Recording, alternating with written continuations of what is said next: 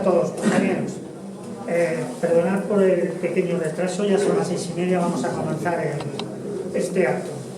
A mi izquierda está el compañero Maníbal Sarkis, presidente del Comité Antiimperialista y veterano miembro de la comunidad siria aquí en la ciudad de Barcelona.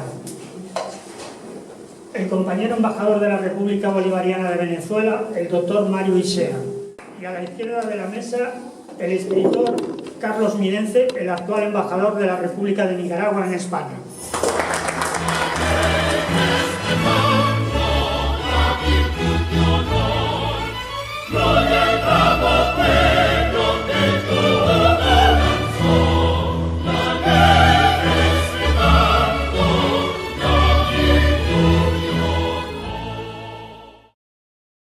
Estoy muy agradecido por la invitación, que realmente, como dice el lema que identifica este evento, Siria y Venezuela somos la misma lucha, somos la misma causa.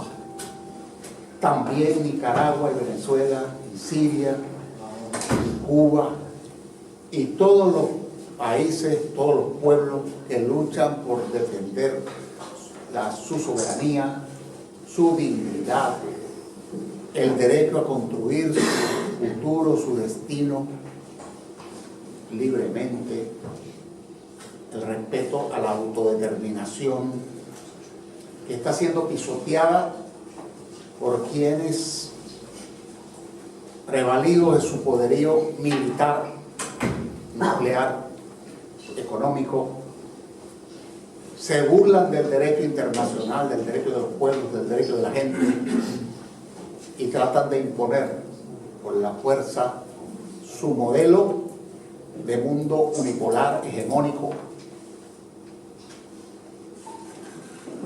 con prácticas imperialistas, colonizadoras o recolonizadoras. No se resignan a entender que ha cambiado el mundo, que es unipolar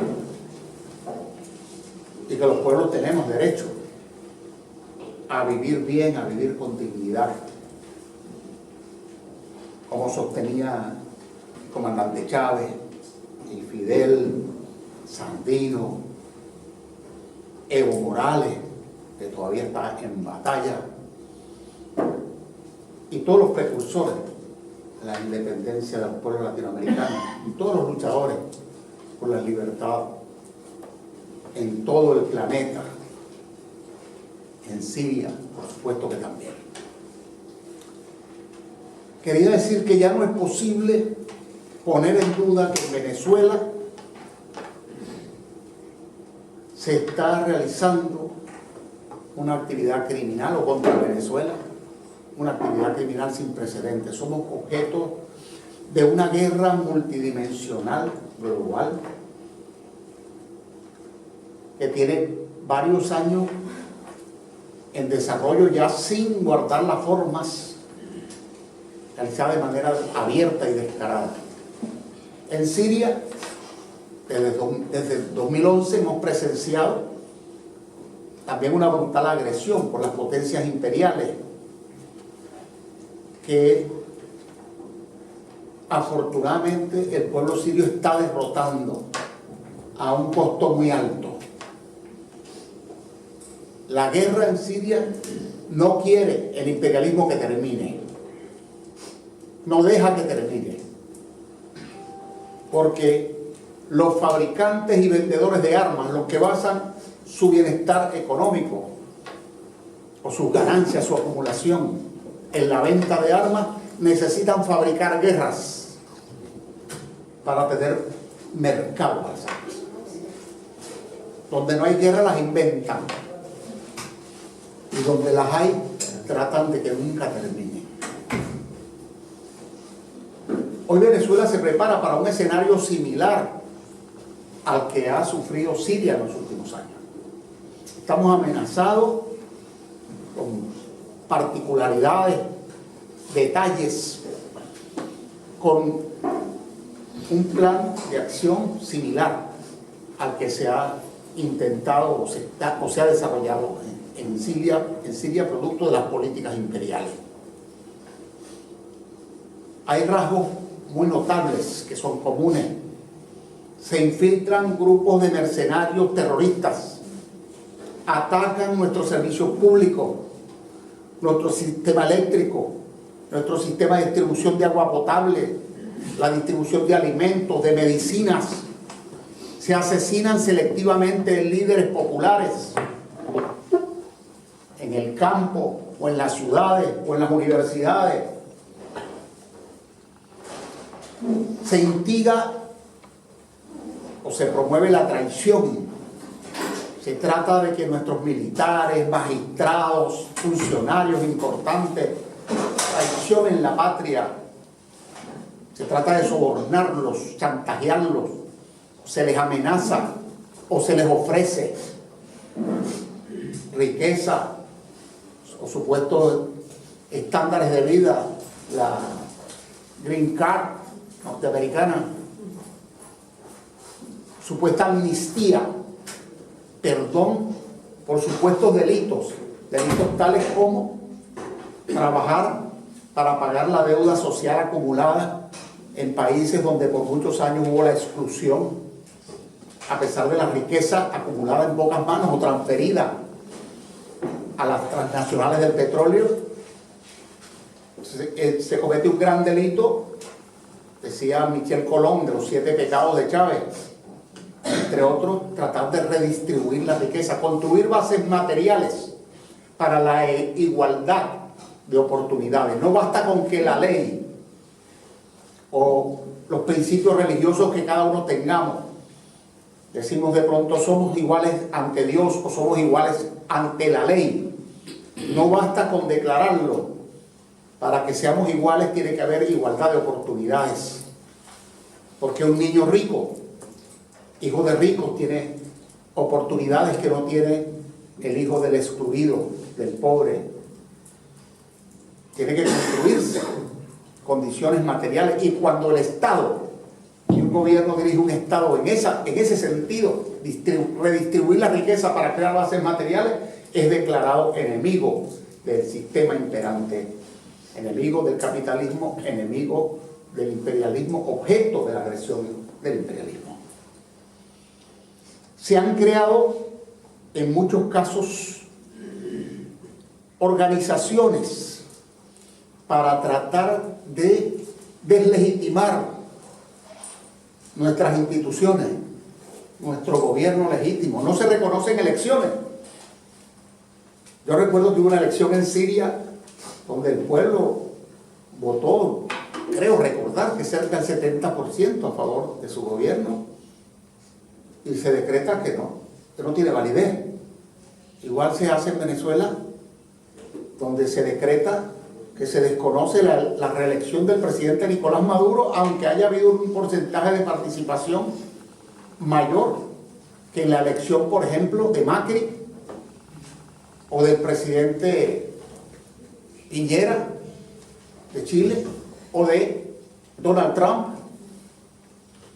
Pero se decreta simplemente que no se reconoce nuestra elección para tratar de crear un gobierno paralelo, reconociendo un autoproclamado presidente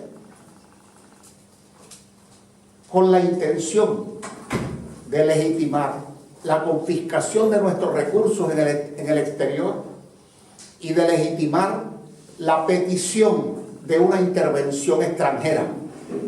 Necesitan un apátrida que simule ser presidente, es el caso del señor Guaidó, para que él, en nombre supuestamente del pueblo venezolano, pida que intervengan militarmente, que bombardeen a nuestro pueblo como hicieron con Irak, como han hecho con Libia, como hacen con Siria, para complacer el apetito voraz de la potencia del norte que quiere nuestro petróleo, nuestras riquezas naturales, igual que sucede con los países que tienen petróleo, gas, o tienen una posición geoestratégica por donde pasan los oleoductos, los gasoductos o los buques tanqueros que transportan petróleo, gas, energía. En el caso de Siria, Recordamos que el Consejo Nacional Sirio o Ejército Libre Sirio se impulsó, que luego se promovió incluso que organismos internacionales como la Liga Árabe expulsara a Siria. A nosotros nos lo aplican con la OEA, Organización de Estados Americanos, que se usó tiempo atrás contra Cuba. No es la primera vez. Países vecinos que traicionan, que permiten instalación de bases militares y que nos ataquen desde su territorio, igual pasa con Siria. Se crean partidos, ONGs, etc. En Venezuela se creó una organización que se llama Súmate, que pretendió sustituir al Consejo Nacional Electoral Venezolano para deslegitimar los procesos electorales desde el año 2002. Ya no existe esa organización, porque no logró tener credibilidad. La dirigía una señora que se llamaba María Corina Machado, que era un agente del gobierno norteamericano que presidía entonces George W. Bush. Creo que no tengo mucho que hablar sobre George W. Bush. ¿Y qué hizo con Irak? Las armas de destrucción masiva, las armas químicas en manos de Saddam Hussein, que no existían, para justificar la destrucción del pueblo iraquí y seguir con su plan de desestabilización y destrucción de todo el pueblo del Oriente Medio. Grandes campañas de publicidad para satanizar, demonizar a nuestros líderes, desprestigiar nuestros gobiernos, imponer medidas coercitivas unilaterales, mal llamadas sanciones, como si tuvieran derecho a castigarnos por no estar alineados con sus designios, porque no hacemos lo que ellos quieren. En el caso de Venezuela, por promover modelos de integración como el ALBA, o plantear que el Mercosur debía orientarse de otra manera, que debía, por ejemplo, producirse una alianza ALBA-Mercosur-BRIC, aprovechando que en Brasil gobernaba antes Lula, en Argentina Kirchner, en Venezuela Chávez, en Bolivia Evo, en Nicaragua el general Ortega con el pueblo sandinista, en Cuba Fidel, en Ecuador entonces Correa, el ALBA, Mercosur, con Brasil dentro de los BRIC, Brasil, Rusia, India, China, Sudáfrica, representaba un polo distinto al que controlan los Estados Unidos, para poder negociar, discutir de igual a igual entre los pueblos de América Latina, con los BRIC y los Estados Unidos y la Unión Europea, por ejemplo, con ideas de cooperación, de solidaridad, no de competencia ni de imposición. Todo entonces una campaña para derrocar nuestro gobierno democrático y constitucional. Se nos acusa de ser asesinos. Un gobierno como el nuestro que se dedicó a pagar la deuda social acumulada durante muchos años, a crear la posibilidad de sanidad pública para todos con la misión Barrio Adentro, de crear la posibilidad de escuela pública, educación pública para todos, con misiones educativas, Robinson, Sucre, arriba, llevan los nombres de nuestros héroes patrios. El sistema de coros y orquestas infantiles, que agrupa 1 millón de niños y jóvenes de los barrios pobres, para que se realicen a través de la música. Un gobierno que crea la gran misión Vivienda Venezuela. Yo siempre digo que yo sé de lo que estoy hablando porque yo fui presidente del Banco Nacional de la Vivienda y Hábitat de mi país, nombrado por el presidente Chávez. Meta, que ninguna familia pobre se quedará sin vivienda. En Venezuela, cuando ocurre una catástrofe natural, por inundaciones, por ejemplo, terremotos, derrumbes, a la familia que pierde su casa se le da una casa nueva con línea blanca y línea marrón, su casa bien equipada, y a nadie se le desahucia, no se echan familias a la calle como pasa aquí y se le sigue cobrando una deuda hipotecaria. Es imposible, y eso venía ocurriendo en los países ALBA, dar educación, salud pública, en cooperación, salud pública con los médicos cubanos, la misión Barrio Adentro. No le regalamos petróleo a Cuba, le facilitamos petróleo a muchos países pobres del Caribe para que tengan energía para el desarrollo, y nos las pagan en plazos o con intercambio, con alimentos, con medicamentos, con médicos cubanos. Nicaragua, por ejemplo, nos suministra alimentos. La Argentina, los Kirchner, alimentos.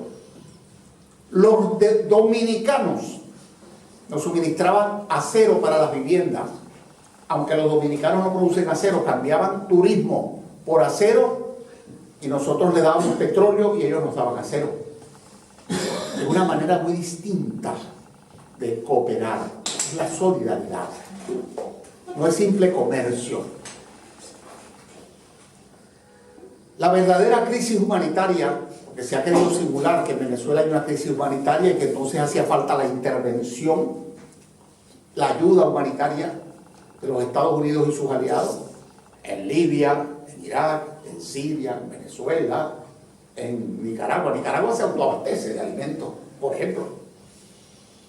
Entonces tienen que inventar cómo justificar la intervención. Promueven estos grupos paramilitares, la violencia permanente, para prometerle luego al mundo que ellos van a intervenir para darnos alimento, democracia y paz.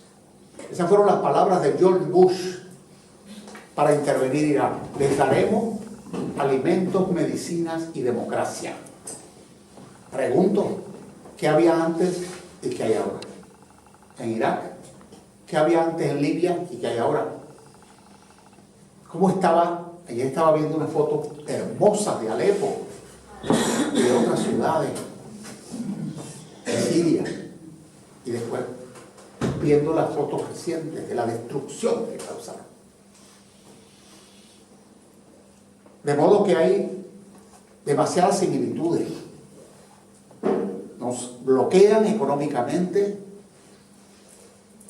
impiden que hagamos transacciones financieras, nos aumentan el riesgo país para que no podamos pedir créditos baratos, se quedan con nuestro dinero en el sistema financiero, mandamos a comprar medicinas para los enfermos renales, se quedan con el dinero, impiden que nos den las medicinas, o para los niños con trasplantes de médula ósea en Italia, en Portugal, Novo Banco.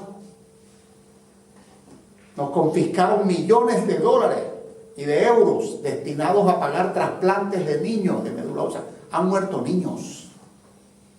Luego, en la prensa dicen que el gobierno venezolano no atiende la salud, no atiende la alimentación del pueblo, impiden que compremos insumos para las refinerías, para producir combustible. Y entonces luego nos acusan de ineficientes porque en un país petrolero no podemos suministrar suficiente gasolina a nuestro pueblo. Y podríamos poner una larga cantidad de ejemplos. Antes simplemente decían que era un problema del modelo totalitario de Nicaragua, totalitario de Venezuela, totalitario comunista de Cuba o totalitario de Siria. Pregunto, ¿alguien está bloqueando Argentina con el señor Macri? Que hemos visto que hay una crisis terrible en Argentina. ¿Cuál es el modelo de Macri? ¿Será el modelo sandinista? ¿Será el modelo cubano? ¿Será el modelo boliviano? ¿Será el modelo venezolano? ¿Será el modelo sirio? Un modelo neoliberal. Pregunto, que en Francia se desbordaron las calles con los chalecos amarillos en reclamo a los problemas económicos que padecen los trabajadores franceses. ¿Será que alguien está bloqueando el gobierno del señor Macron? ¿Están confiscando sus cuentas internacionales? ¿Le están robando sus recursos naturales? ¿Lo están amenazando con invadirlo la cuarta flota, la quinta flota? Y pare usted de contar el arsenal militar norteamericano. La alianza, como dicen, que actúa en Siria y que para liberar al pueblo sirio. ¿Será que están amenazando a Macron? ¿Será que están amenazando a Bolsonaro, que tiene una crisis? Están todos los estudiantes brasileños en la calle pidiendo educación pública gratuita. Eso no pasa en Venezuela, porque en Venezuela hay educación pública gratuita. Ni pasa en Nicaragua, ni pasa en Cuba, porque hay educación pública gratuita. Pero lo que transmiten las corporaciones, los grandes medios de comunicación, es todo lo negativo y ocultan lo positivo. Yo di una rueda de prensa ayer donde hablaba una por una de las medidas de bloqueo contra Venezuela, y los periodistas lo que querían era hablar de otros temas para ocultar que lo que ellos llaman la crisis humanitaria de Venezuela la causa el imperialismo norteamericano con su guerra económica, con su bloqueo y sus sanciones que no tienen base jurídica ni moral. Se ha tratado de fabricar una falsa justificación legal internacional.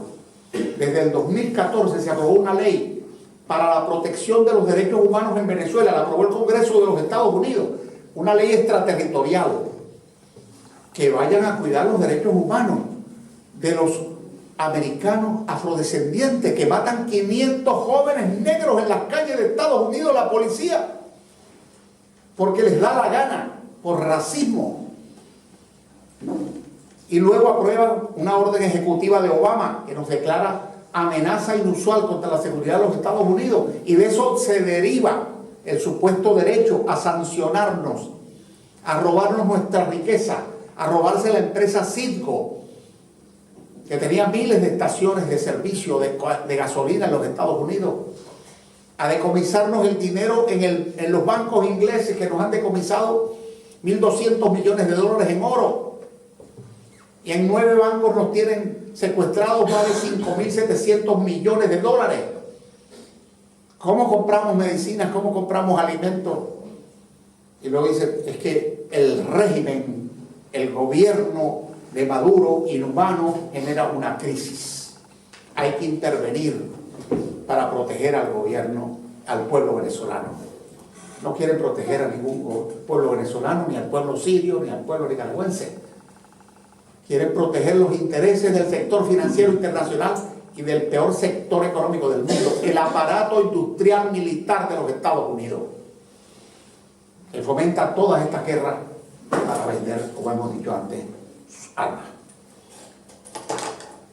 Pasándole por encima nuestra Constitución, la que aprobamos en un referéndum donde votó todo el pueblo en el año 99, han reconocido como autoproclamado como presidente interino para convocar elecciones al señor Juan Guaidó,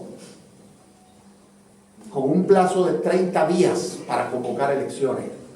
Tiene 4 meses, pero convocando una intervención militar, pidiéndole a los militares venezolanos que traicionen a la patria y derroquen al presidente Maduro, y pidiéndole al pueblo venezolano que haga una explosión social contra el gobierno. No han logrado ni explosión social ni traición de la Fuerza Armada Nacional Bolivariana. Por eso lo que siguen planteando es una intervención. Como yo sé que los que están aquí nos anima a todos el rechazo a la guerra, todos abrazamos la paz. Tenemos que unirnos contra toda esta ofensiva que ya no se puede disimular quién la dirige. Si yo le preguntara a la gente los nombres de los voceros de la oposición venezolana, casi ningún nombre podrían recordar, porque los voceros reales de toda esta acción contra el gobierno democrático del presidente Maduro son Donald Trump, Mike Pence, Bolton, Elliot Abrams, el senador Marco Rubio, el presidente Duque de Colombia, el Bolsonaro de Brasil, que en complicidad con el gobierno norteamericano están atacando a nuestros pueblos. 28 bases militares tienen los Estados Unidos en América del Sur. 28 bases militares. ¿Cuántas bases militares tiene Nicaragua fuera de su territorio? Ninguna. ¿Cuántas bases militares tiene Venezuela? Ninguna. Pero la amenaza somos nosotros. Y no los norteamericanos, que tienen un presupuesto militar de $600.000 millones al año. $600.000 millones declarados, sin incluir las partidas supuestamente dedicadas a tecnología, que también buena parte van al sistema no de defensa y seguridad, sino de ataque a través de la OTAN y otras formas. Por eso nos solidarizamos con las iniciativas de unir a quienes rechazan la guerra, de formar frentes antiimperialistas. Los saludamos y somos solidarios con esas iniciativas. Y le pedimos que ante el recrudecimiento de estas mal llamadas sanciones contra Venezuela, que cada vez que fracasan en un intento, las intensifican. Cuando se autoproclamó Guaidó, inmediatamente metieron sanciones contra Petróleos de Venezuela. Cuando fracasaron en un intento de simular ayuda humanitaria en la frontera con Colombia, donde quemaron unos camiones y acusaron al gobierno venezolano de quemar los camiones de ayuda humanitaria, y denunció Telesur, supongo que todos ustedes han oído hablar alguna vez de Telesur, que eran los activistas de Guaidó y del presidente colombiano, paramilitares, los que habían quemado esos camiones. Dijeron que era mentira. Pero pocos días después, el New York Times mostró que eran ellos quienes habían quemado los camiones. Entonces sí le dieron credibilidad, porque lo decía el New York Times. Como no creyeron cuando hubo ataques contra la vida del presidente Nicolás Maduro con unos drones. Se dijo que era un invento, un autogolpe, un show del presidente, del régimen.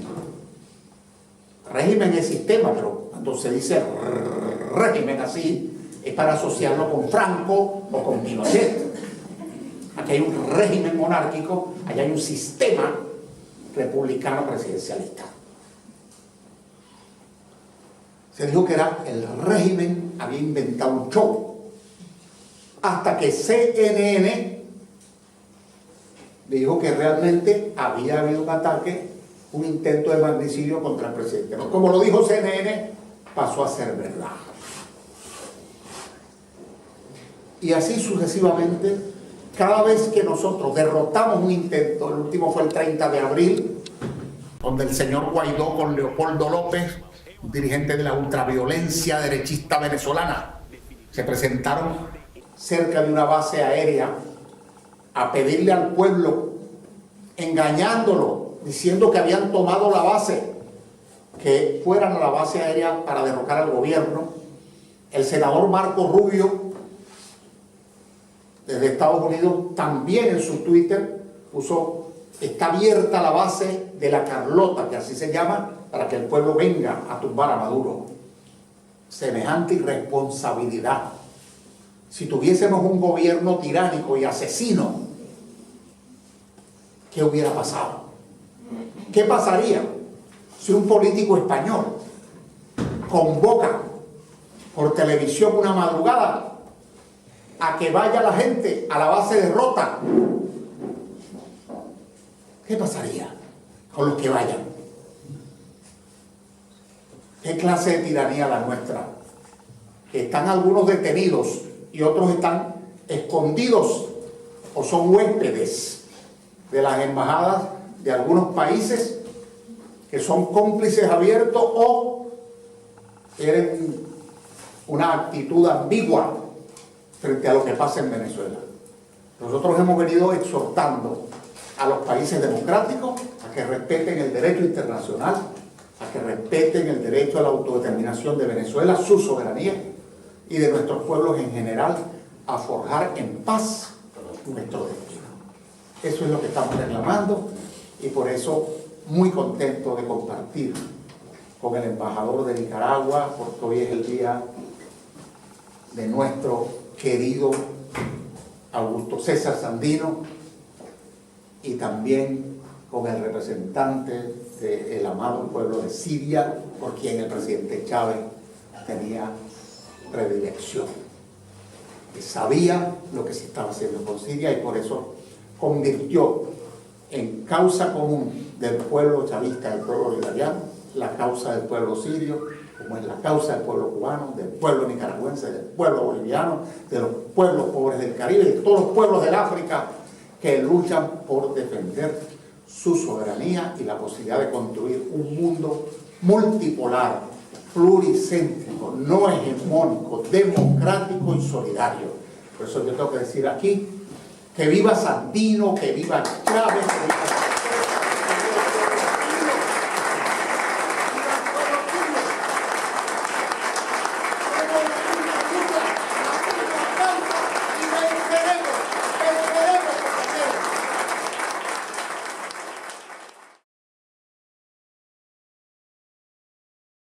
del robo y las confiscaciones de todos los activos que tiene Venezuela en el exterior. Pero yo quiero recordar que la confiscación más vil, la más miserable y la más grave de todas es la que ha ocurrido en Portugal. Y aquí deberíamos exigir a toda la sociedad portuguesa, ya no solo a la izquierda portuguesa, que tiene que manifestarse, porque el comandante Chávez hizo muchísimo por Portugal. Como sabéis, Portugal fue el único país de la Unión Europea que mantuvo relaciones económicas y, digamos, relaciones amistosas con la Venezuela bolivariana. Y es una vergüenza que el actual gobierno de Portugal sea títere y vasallo del señor Trump. El nuevo Banco de Portugal, como en España decir el Banco de Santander, por BBVA, ha robado 1.620 millones de dólares de Venezuela. Portugal y Venezuela tienen unas relaciones históricas muy profundas. El comandante Chávez hizo un montón de acuerdos económicos que beneficiaron a miles de pequeñas y medianas empresas de Portugal. Todas esas empresas, todos los trabajadores tenían que levantarse y salir a la calle a exigir que se levante el cerco a los 1.620 millones de dólares. Desde las famosas canaimas, los portátiles que se regalan a todos los estudiantes en Venezuela, pero no solo eso, alimentos, con empresas constructoras. Venezuela tiene que contestarle con la misma medida a todas las empresas portuguesas que están actuando ahora mismo dentro de Venezuela. Con el imperialismo hay que luchar con las mismas armas de ellos y no poner continuamente las dos mejillas. Es que lo del Portugal me indigna doblemente por todas las relaciones históricas y por todas las relaciones económicas que Venezuela ha tenido con Portugal, y que ahora todo el mundo se haga los locos. Es que es una vergüenza y es un aviso para navegantes, que hay que prepararse mejor para el futuro y no tener activos ni dineros en ningún banco occidental. Ya cuando ocurrió lo de Libia, cuando destruyeron Libia, lo primero que hicieron, ¿qué fue? Robar todo el dinero de Libia, todo, que está en manos de los hijoputas de los norteamericanos. Libia tenía una cantidad gigantesca de dinero, dicen solo en Europa 30.000 millones de euros, pero ni se sabe las cantidades gigantescas de dinero que tendrían en Estados Unidos. Y después todas las empresas, la Sonatrach, la empresa petrolera estatal, que fue desguazada y hoy está en manos de 20.000 señores de la guerra. En cada pozo petrolífero un señor de la guerra vendiendo el petróleo regalado. Un país destruido, el país más floreciente de África. Y ese es el destino que los norteamericanos tienen para todos los pueblos libres e independientes del mundo. Y esto tiene que hacernos reflexionar, porque ya no es solo por robar las riquezas naturales de los países dignos e independientes Los proyectos de ellos son más tétricos, criminales y asesinos. Son la destrucción total. Han destruido un montón de países. No solo Irak y Libia. ¿Os acordáis de Somalia? Eso ya no es ni un país. Es, como dicen ellos en sus películas, Badland, tierra. O sea, la cantidad de países africanos que están destruidos totalmente. ¿Por qué se lanza la gente al Mediterráneo? No son desplazados. No son emigrantes económicos, son desplazados de todas las guerras terribles, y detrás está el imperialismo norteamericano. De todas las guerras en el mundo ahora mismo hay como 36 grandes guerras y conflictos en el planeta. En todas está la mano peluda de ellos, en todas. Y lo que buscan es guerra infinita durante todo el siglo XXI. Y eso es terrible. Y que no crea la vieja sociedad occidental, de esta vieja Europa de mierda en la que vivimos la gente, que no crean que están libres, que siendo vasallos de ellos están libres de futuras consecuencias. Ellos no tienen amigos de ningún tipo. Bueno, y no quiero extenderme ya más porque si no...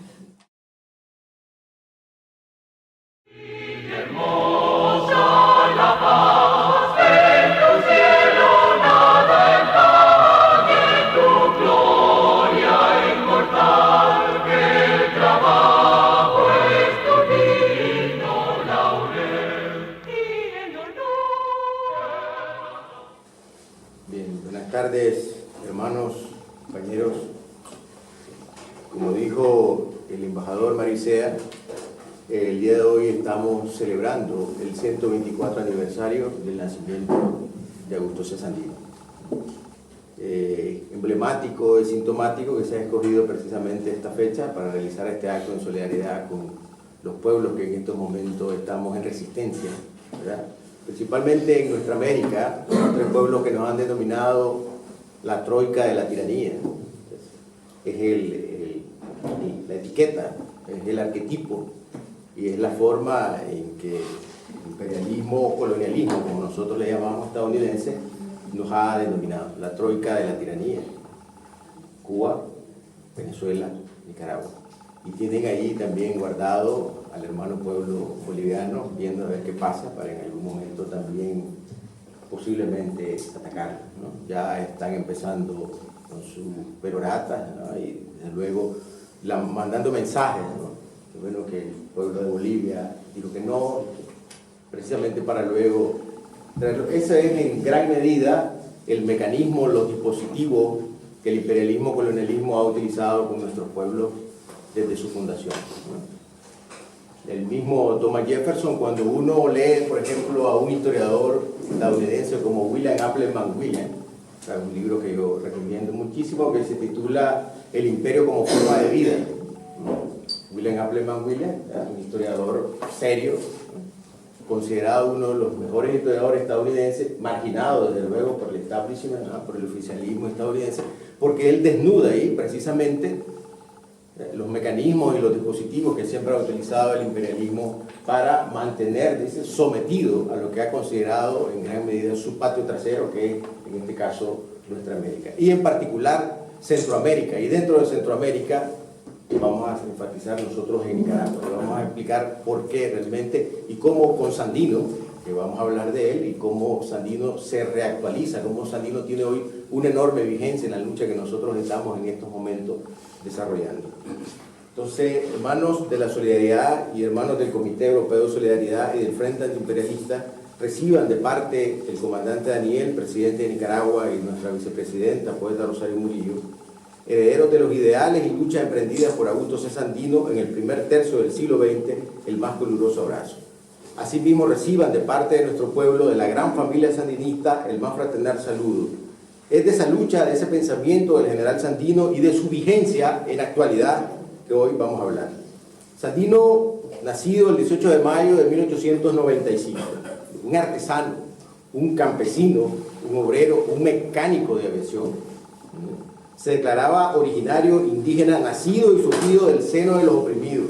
Como él mismo lo dice, estableció una lucha de resistencia en contra del imperialismo, colonialismo, en el primer tercio del siglo XX, y propuso la conformación de lo que él denominó una nueva Nicaragua. Es decir, cuando uno lee los escritos, los documentos, los manifiestos, las entrevistas de Sandino, él hablaba constantemente de construir una nueva Nicaragua, es decir, una Nicaragua inclusiva. Vamos a hablar sobre ello. Hablaba también de crear cooperativas, modelos de diversos de educación, inclusión de toda la territorialidad nicaragüense, reconocimiento de sujetos postergados. Yo quiero hacer aquí un énfasis un poco sobre lo que hablaba el hermano Mario Sea, con relación al asunto de los reconocimientos de parte de los Estados Unidos a gobiernos paralelos. En Nicaragua, cuando Sandino precisamente impulsa su lucha, existían 3 gobiernos, 2 de ellos ilegales reconocidos por los Estados Unidos y un gobierno que precisamente era el gobierno electo por el pueblo de Nicaragua. Es decir, que estos mecanismos, estos dispositivos, los Estados Unidos siempre los han venido. Lo que sucede es que en ese momento, bueno, solo los Estados Unidos lo reconocían, ¿verdad? No hubo el seguidismo que hay, como hubo en el caso de Venezuela en estos momentos. Pero en ese momento habían 3 gobiernos reconocidos por los Estados Unidos. Uno que actuaba en la costa caribe nicaragüense, donde se iban precisamente en ese momento lo que se conoce como las paralelas históricas a buscar a la carne de cañón. Otro que actuaba en la parte norte del país, y el gobierno legalmente que había surgido de las elecciones, que estaba en ese momento en Managua. Sandino, en una cantidad de enfoques, perspectivas, sentires y pensamientos que dio a conocer mediante escritos, entrevistas, manifiestos, proclamas, poemas, demostraba la integridad y el coraje de resistir, enfrentar de todas las formas posibles la agresión, la ocupación en nuestra región. Durante su lucha sostuvo aproximadamente 500 combates. Es lo que registra la memoria, registra la historia. Sandino resistió en 500 combates y escribió también más de 500 documentos. Es decir, uno se pregunta cómo este hombre, un artesano, un campesino que aprendió a leer y escribir en ese momento de manera improvisada, ¿no?, podía también tener tiempo para dirigir una lucha de resistencia que en ese momento derrotó al gobierno, al ejército más poderoso del mundo, y a la vez también poder escribir no solamente los partes de guerra, sino manifiestos constantes en donde él vertía su pensamiento.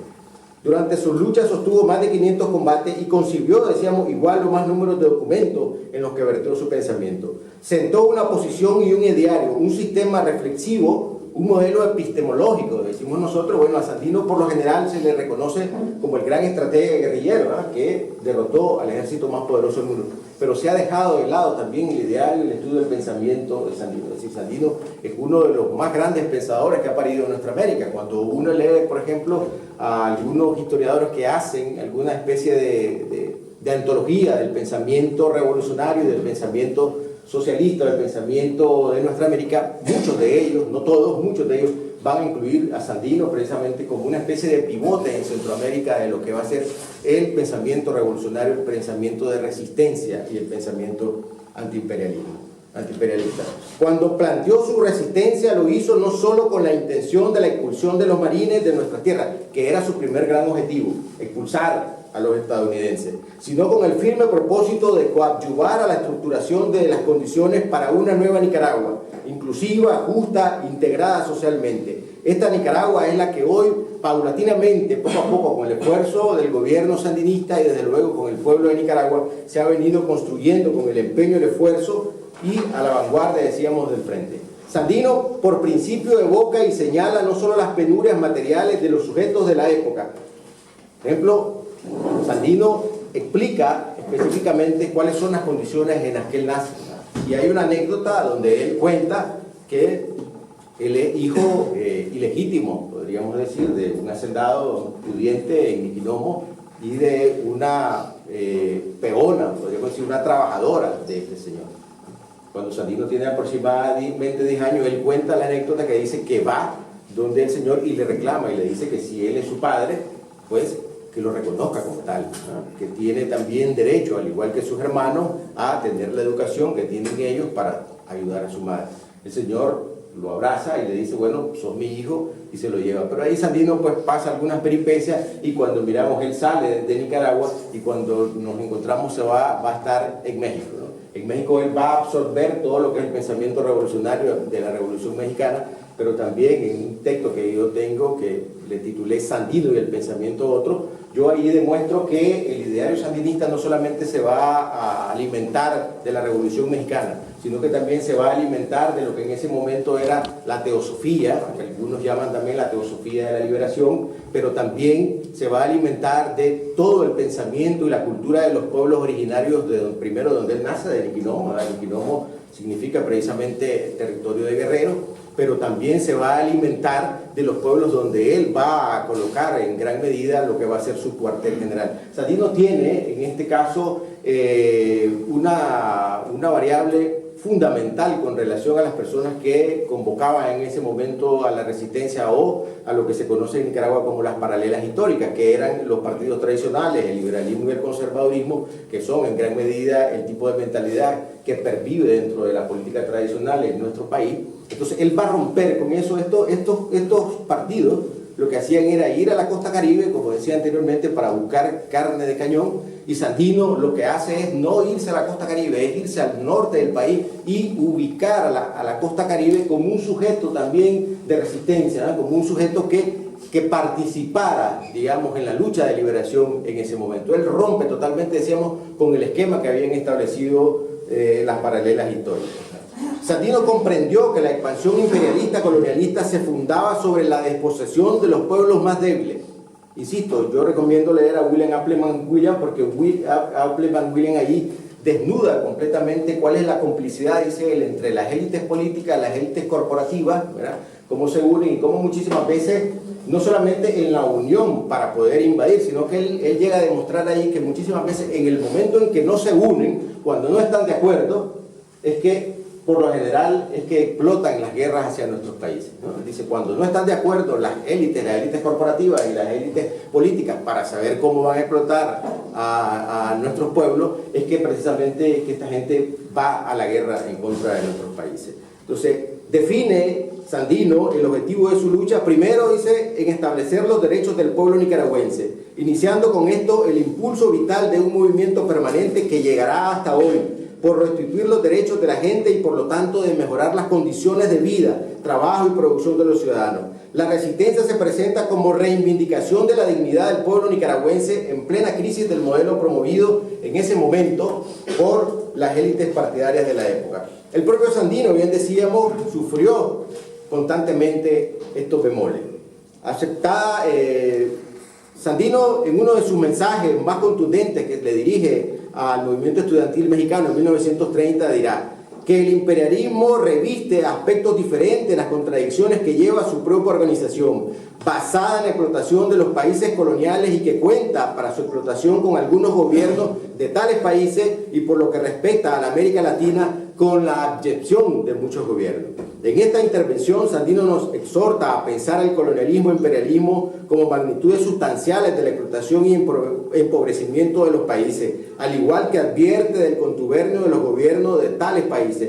Sandino no solo explica el colonialismo e imperialismo, sino que desviste a los vasallos internos. No es esto el capitalismo, colonialismo interno que vivimos hoy en nuestros países. Es decir, a los vasallos internos se referían a aquellos que en su momento y que hoy en la actualidad en nuestros países podemos ver que en coro piden a los Estados Unidos que intervengan en nuestros países y que intervengan de diversas formas, es decir, no solamente de una intervención militar. Por ejemplo, en Nicaragua, y esto no lo digo yo, sino que lo dice Gregorio Seltzer, muchos de ustedes aquí lo conocen, el historiador argentino. Gregorio Seltzer afirma, ¿verdad?, en su estudio que Nicaragua es el país más intervenido del mundo de parte de los Estados Unidos, aún por encima de Cuba, aún por encima del propio México que está en frontera con los Estados Unidos. Nicaragua, dice él, es el país que constantemente está siendo intervenido de una u otra forma por los Estados Unidos, y en un estudio que yo estoy haciendo he contabilizado hasta el momento casi 30 intervenciones directas o indirectas de parte de los Estados Unidos. Y cuando digo intervenciones directas, bueno,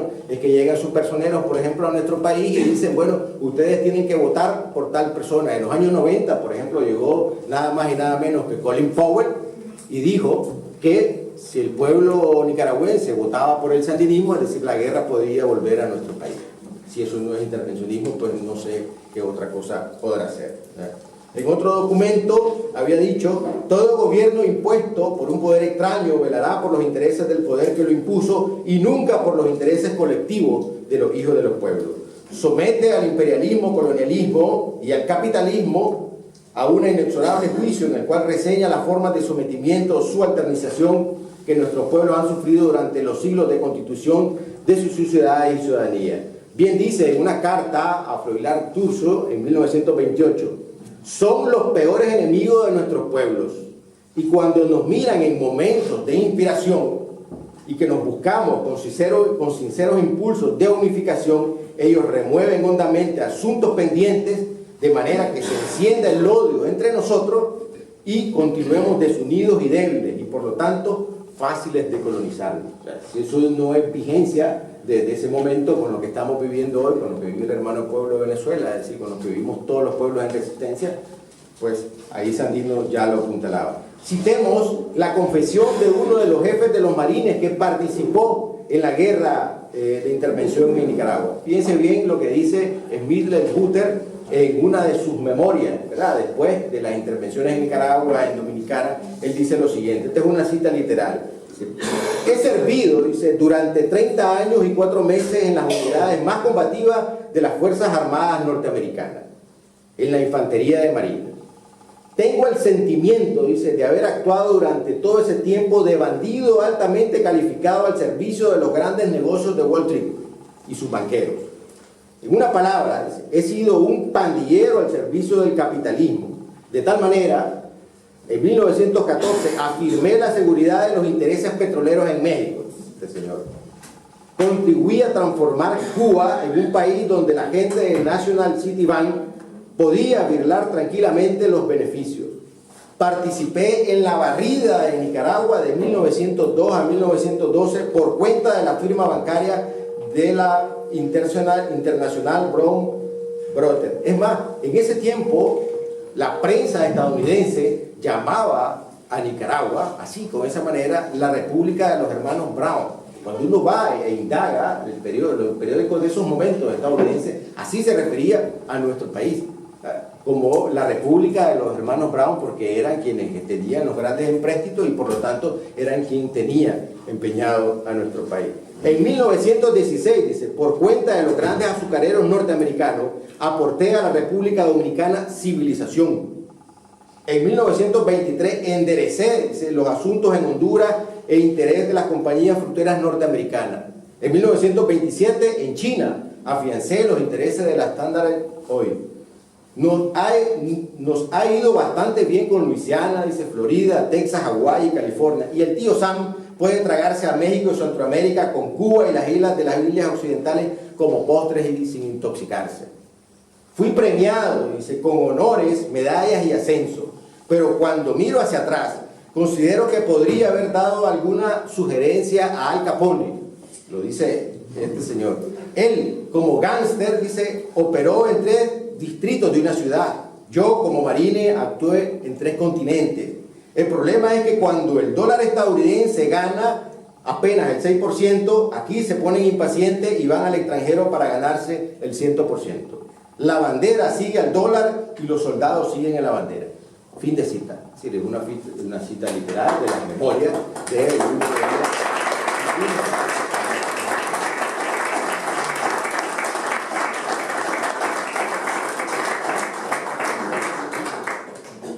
leemos aquí. ¡Viva Sandino! ¡Viva Sandino! ¡Viva! La lucha no sigue y la lucha sigue. Sí, señor.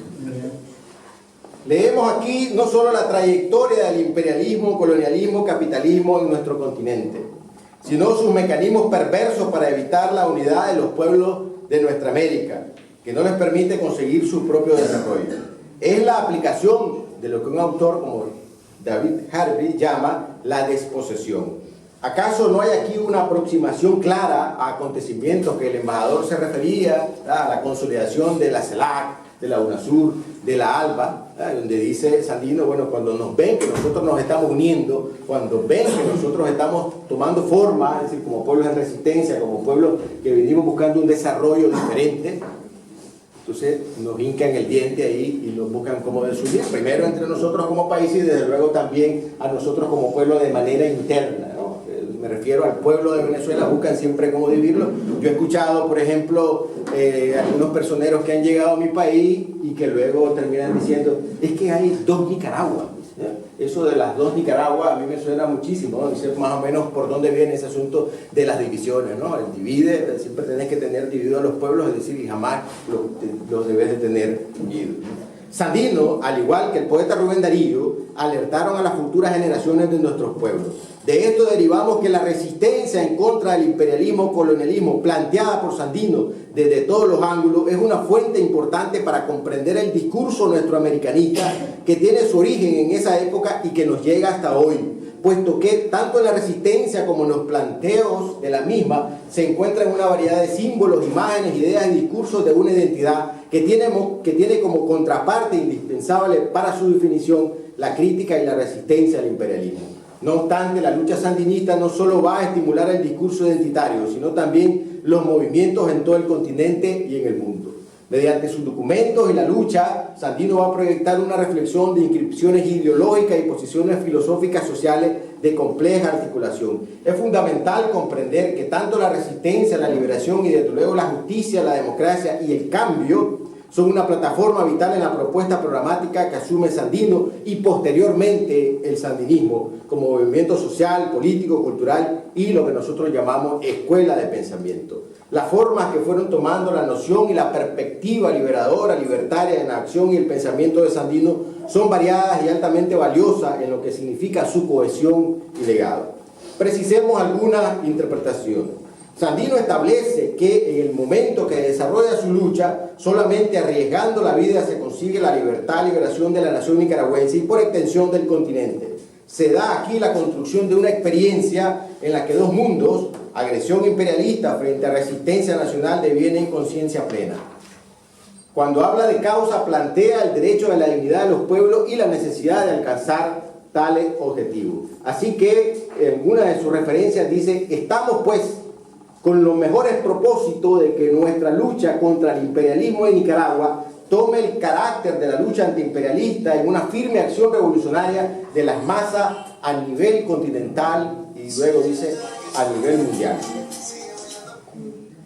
Nos dice en un sentido que denota espíritu de libertad internacionalista.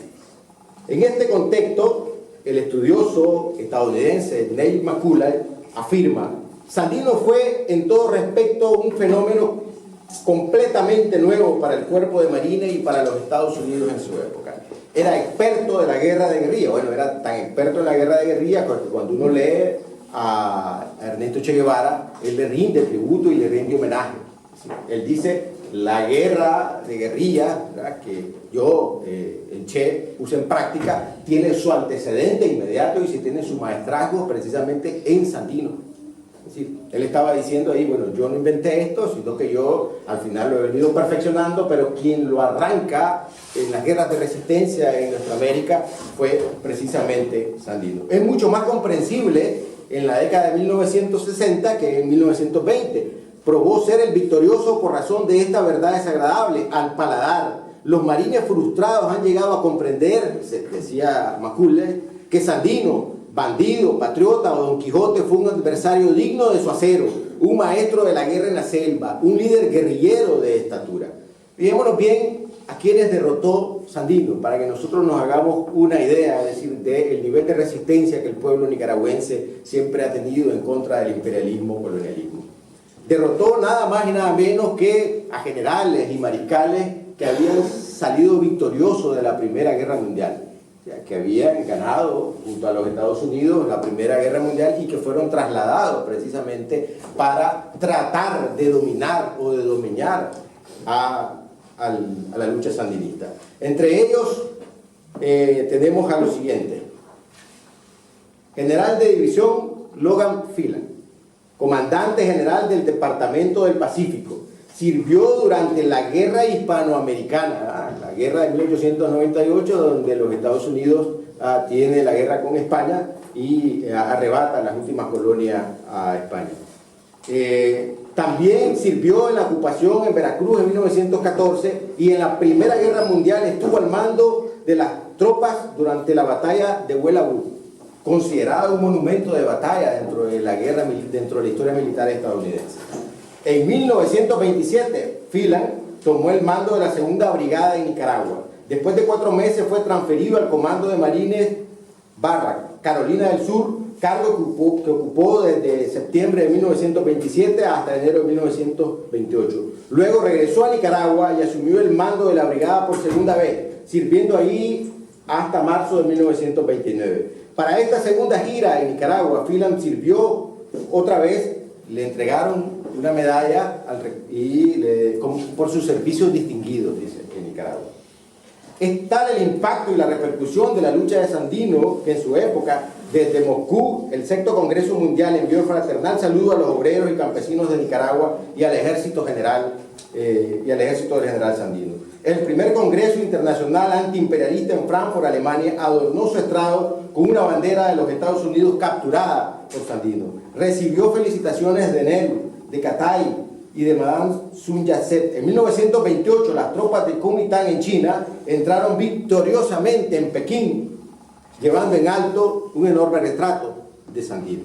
Y una división de avanzadía de este ejército se llamaba División Sandino. Asimismo, poemas y ensayos, artículos, reportajes, entrevistas, obras pictóricas de grandes poetas y artistas en diversos idiomas y traducciones, como Henry Babius, Gabriela Mistral, Pablo Neruda, Rafael Alberti y otros, circulaban en ese momento como signo de apoyo y de admiración a la gesta de Sandino. Ahora bien, Sandino también reflexionaba: nuestra autonomía absoluta consiste en que ningún poder extraño, ni directa ni indirectamente, tenga que intervenir en nuestros asuntos de nación libre. Nuestra autonomía absoluta consiste en que nuestros gobernantes no se presten a ser manejados como muñecos por los banqueros de Norteamérica. Conseguir esa autonomía absoluta es nuestro deber, y en sí debemos poner lo mejor de nuestras facultades para que la historia nos califique de hombres dignos de la tierra en que nos tocó nacer para hacerla grande y libre. Hace notar aquí que la comunidad, los ciudadanos, el pueblo se transforma conquistando su libertad y liberación. Esta reflexión demuestra las aspiraciones del pueblo de Nicaragua, que están enrumbadas a asumir conscientemente su propio destino, su propia actividad creadora. Percibimos que la lucha organizada y consciente emprendida por él construye la manifestación más política y cultural que puede concebirse. Es la propia lucha en su devenir, en su proceso interno, desarrollada desde diferentes direcciones y esbozando nuevas rutas, una propuesta de liberación que restituye a la cultura nacional su valor y antiguos contornos. Sandino, como más adelante Frank Fanon, comprendió que con el desarrollo de esta lucha no se dará solamente la desaparición del colonialismo e imperialismo en nuestras tierras, sino la desaparición del colonizado y del sujeto que, una vez sometido, él tratará de someter a sus mismos. De igual manera, el poeta nicaragüense Salomón de la Selva dirá: es el primero de todos que la independencia, porque lucharon Hidalgo y Martí, Bolívar y San Martín, fuese mantenida, no importase cuán grande fuera la potencia que la amenazara, cuán tremenda la desventaja de la pelea por defenderla. En una carta que dirige a Francisco Paguagua en octubre de 1927, Sandino dirá: el más alto valor es vernos libres del imperialismo, porque este y su gobierno son enemigos de nuestra raza. Tal reflexión pone en circulación el cuestionamiento al sentido unívoco de las naciones hegemónicas del imperialismo. Podemos leer aquí un rechazo a las concepciones etapistas de las teorías de la modernización y del progreso, en tanto propone la raza, la etnia y el idioma como ejes centrales de su sociedad. Sin entrar en una discusión obcecada, su propuesta es la de un continente, sociedad, comunidad guiada por sus propios valores y que se vale por sí misma. Por ello también dirá: el ideal de alianza entre los pueblos de nuestra América racial ha sido siempre abrazado por todos los Quijotes que hemos tenido en nuestra América, apóstoles infatigables de las libertades de Latinoamérica, a cuya cabeza van Bolívar y José Martí. Bueno, Sandino era un gran bolivariano, ¿verdad? Precisamente uno de sus documentos emblemáticos es una especie de documento fundacional de la ALBA, ¿no? Lo que es para la realización del supremo sueño de Bolívar, donde él hace todo un establecimiento de lo que consideraba el objetivo que Bolívar se había planteado para unir a nuestros pueblos, y eso es como una especie de acta fundacional precisamente de la ALBA. A Carleton Bill, Sandino le dirá: nuestro ejército es fiel y experimentado, se compone de trabajadores y campesinos que aman a su país. Esta frase encontramos una fusión entre el sentido, los sentimientos y las razones del nacionalismo que llama amor a su país, mediante el cual se moviliza su ejército, integrado por hombres del pueblo llano, sencillo y a la vez la búsqueda de ese principio de libertad, liberación del que hemos venido hablando. Podemos citar aquí también las interpretaciones de un mexicano como Enrique Camacho, que dirá lo siguiente: un hombre con características quijotescas y hasta novelescas de su gesta que alcanza la categoría de héroe mitificado. Como pudimos comprobar, todas las citas anteriores contienen los módulos fundamentales que confirman ese proceso sacrificial que se encuentra en su lucha de liberación y que lo convirtió en un paradigma de las luchas venideras en la historia de Nicaragua y de nuestra América. Cerremos esta ponencia con dos frases reflexivas de extraordinario valor y vigencia del pensamiento sandinista. Dirá Sandino: con la agudización de la lucha, con la creciente presión de parte de los banqueros yanquis, los vacilantes, los tímidos por el carácter que toma la lucha, nos abandonarán, porque solo quedarán con nosotros los obreros y los campesinos, porque solo su fuerza organizada logrará el triunfo. Y termina diciendo: yo les digo, cuando la bandera azul y blanco esté intervenida, secuestrada, la bandera roja y negra la rescatará. Más contundente.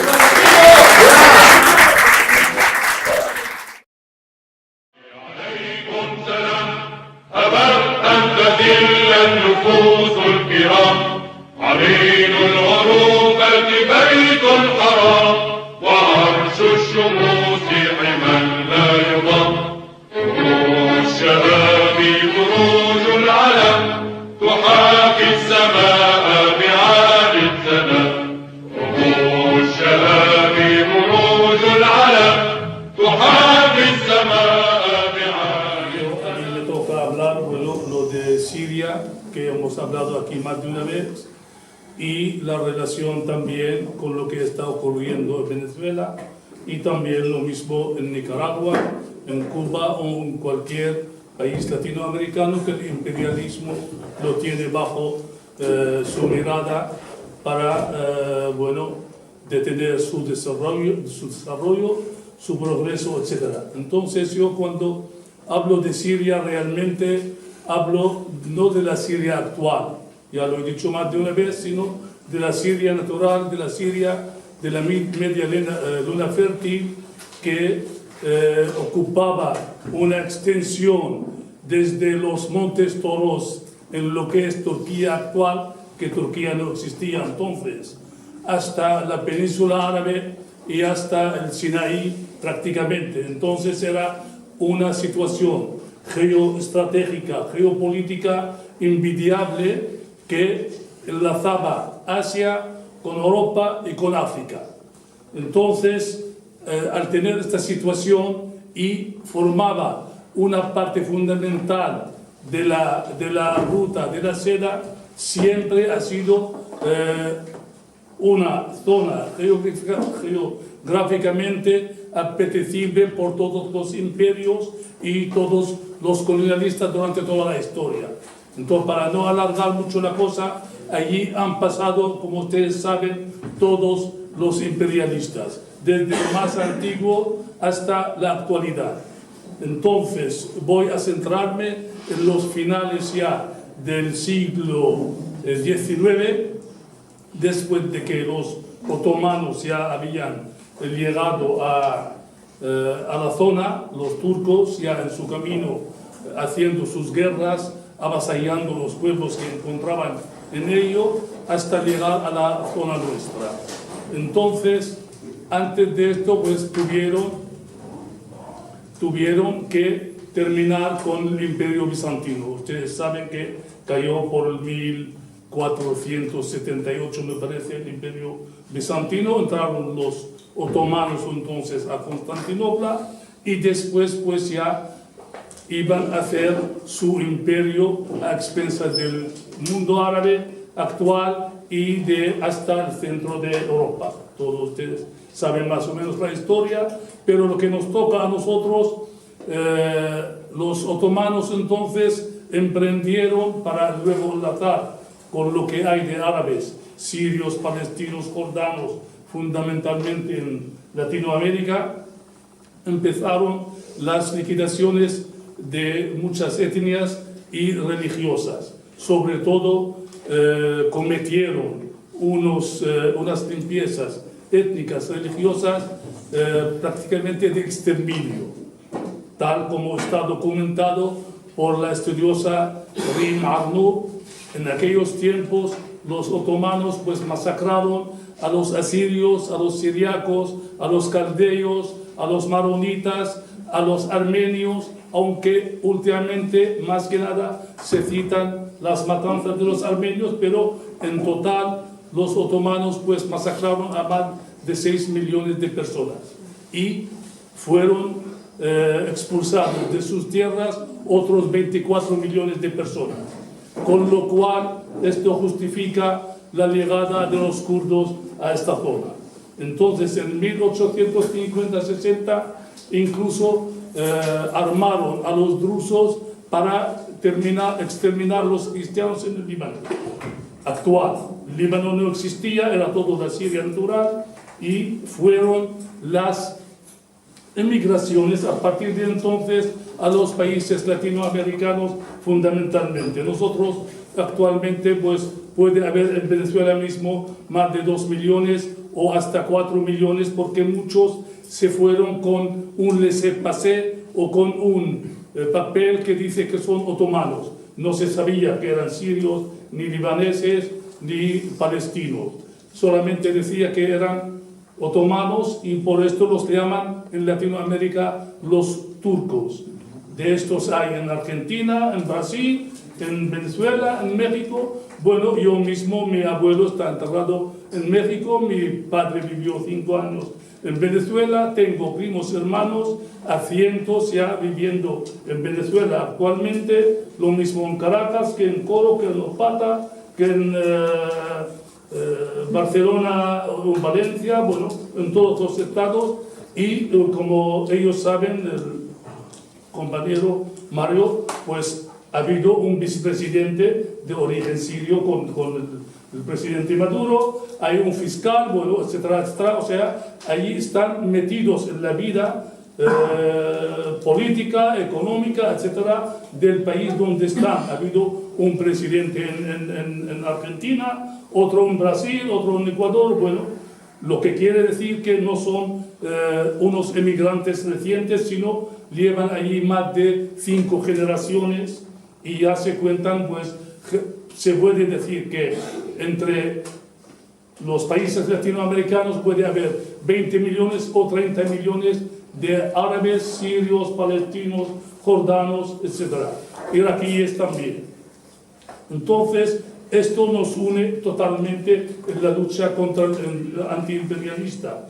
Todo lo que puede ocurrir en Siria puede reflejarse en Latinoamérica. En Venezuela, tanto el presidente Chávez como el presidente Maduro, ahora recientemente, la semana pasada, ya dijo, yo estaba escuchando unas declaraciones de él, que él se sentía árabe, se sentía palestino, él mismo.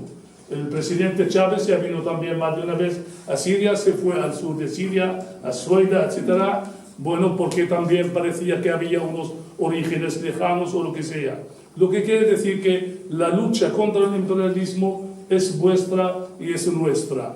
Nosotros ya sabemos que cuando empezaron las mal llamadas primaveras árabes, en una etapa ulterior pueden llegar las mal llamadas primaveras latinoamericanas, que puede ser Cuba, Venezuela, Argentina, como pasa ahora en Brasil, en Nicaragua, en Ecuador, etcétera, etcétera. ¿Qué quiere decir? Que esto potencia más que la lucha es única contra el imperialismo. Los antiimperialistas luchamos aquí, en Siria, en Argentina o en China contra el imperialismo. O sea, es una lucha única.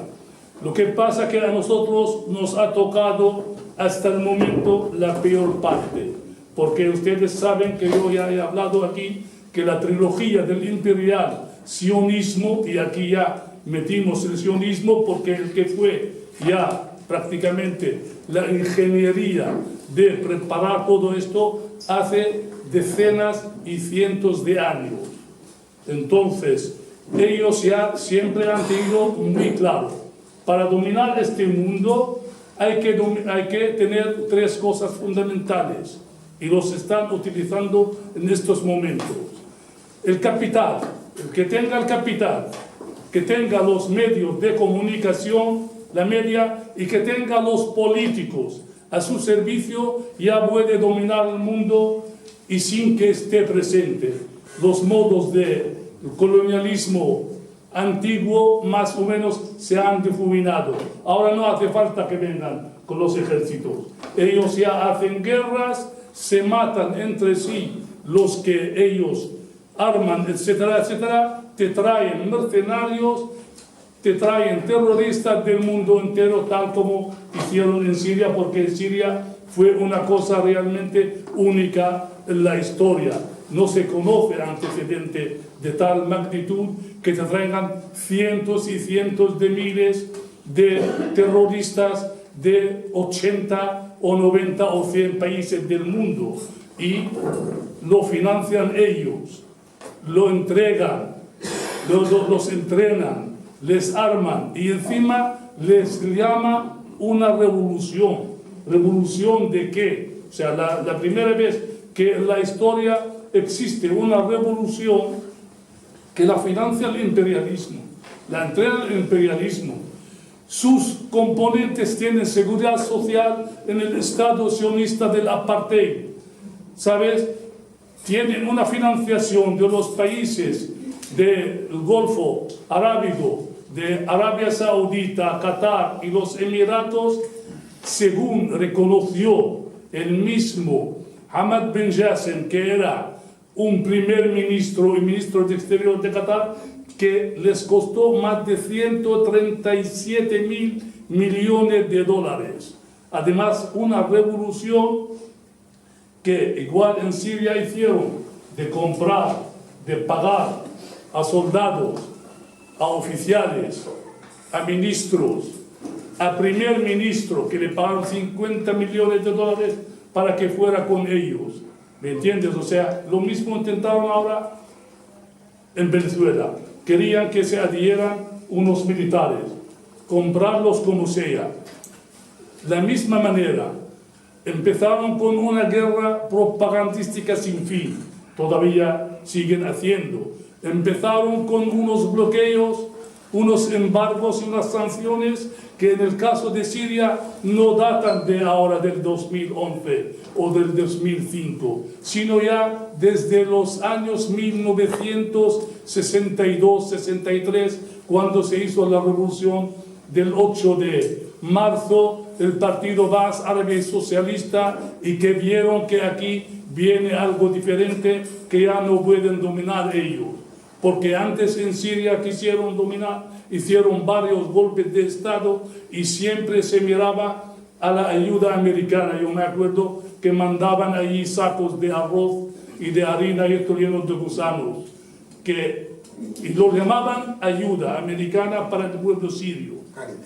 ¿Sabes? Entonces intentaban siempre comprar los países o los gobernantes, pero nosotros sabemos muy bien que cuando Siria obtuvo su independencia en el 46, el colonialismo no se fue del todo, sino ha dejado allí unos gobernantes que ya servían sus intereses, y por esto cuando no les gustaba uno del todo, hacían un golpe de Estado y traían a otro. En Venezuela han intentado en los años 99 y 2002 contra el presidente Chávez, y ahora últimamente contra el presidente Maduro. Entonces ellos también, si tú haces elecciones porque quieres creer en que realmente por sus métodos hay democracia, hay libertad y esto, y aceptas hacer elecciones, entonces te dicen, pero a condición de que salgan aquellos. Porque si sales tú, yo me acuerdo muy bien, en Nicaragua dijeron a las claras que si vuelve a salir el Frente Sandinista y el comandante Ortega, pues entonces esto no es legal. Tiene que salir los otros. En Venezuela hacen las elecciones. El presidente Maduro tiene una mayoría absoluta. Tiene unos observadores internacionales, entre ellos puede ser lo del despacho del expresidente Carter, lo del expresidente del gobierno español, Zapatero, que dicen que han visto unas elecciones jamás vistas prácticamente de libres, democráticas, etc. Pero esto a ellos no les conviene, entonces nos inventan un presidente que se declara en la calle y quieren que sea presidente y el otro presidente electo, entonces mandarlo a otro sitio. ¿Qué quiere decir esto? Que el imperialismo no quiere en estos países, ni en ningún país del mundo, que ellos no controlen al 100%.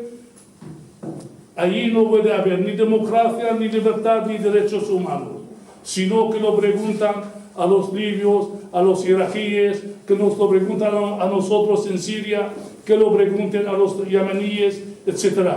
Lo que pasa es que nosotros tenemos la agravante mayor, no solamente por las riquezas que tenemos, de petróleo, de gas y de cualquier medio de producción. Tenemos un Estado sionista que tiene un proyecto expansionista a expensas de nosotros, y da la casualidad, fíjese, que dicen que hay un Dios que prometió esta tierra a este pueblo. O sea, el que quiere creer o cree o lo que sea, que lo maneje como quiera, pero ¿cómo puede haber un Dios que pueda prometer una tierra a un pueblo y echar el pueblo que está allí viviendo desde hace miles de años? Entonces, claro, y no solamente quiere la Palestina actual. Ustedes saben que el Estado sionista no tiene fronteras. Cuando se hicieron conversaciones en el 94, en el 96 y esto, entonces el presidente sirio, entonces Hafez al-Assad, preguntó a ver que me traigan un mapa diciendo dónde están las fronteras de este Estado. Dijeron, pues no hay mapa, y hasta el momento no hay mapa. El único mapa que tienen, allí a la entrada del Knesset israelí, solamente las fronteras de Israel del Éufrates al Nilo. Este es el mapa que tienen en un principio en la mente, pero no está por escrito. Y hacen una política que llamamos del bocado, que van cada vez, ¿sabes?, haciendo un bocado de un sitio y de otro. Bueno, durante todos estos años y aprovechando la gran conspiración contra Siria, fundamentalmente después de haber destruido Irak y destruido Libia y han puesto Egipto fuera de circulación, tienen Irán realmente bloqueado con sanciones desde el año 1979. Tienen ahora mismo por legislación que toda resistencia contra el Estado sionista es ilegal y los califican de terroristas a los que defienden sus derechos nacionales, sus derechos de la patria. Mucho más lejos que esto. Fíjense, en Estados Unidos mismo hay 23 estados que han legislado que el que quiere optarse por cualquier función pública tiene que jurar lealtad al Estado sionista en Palestina. Por ley, no jurar lealtad al Estado americano.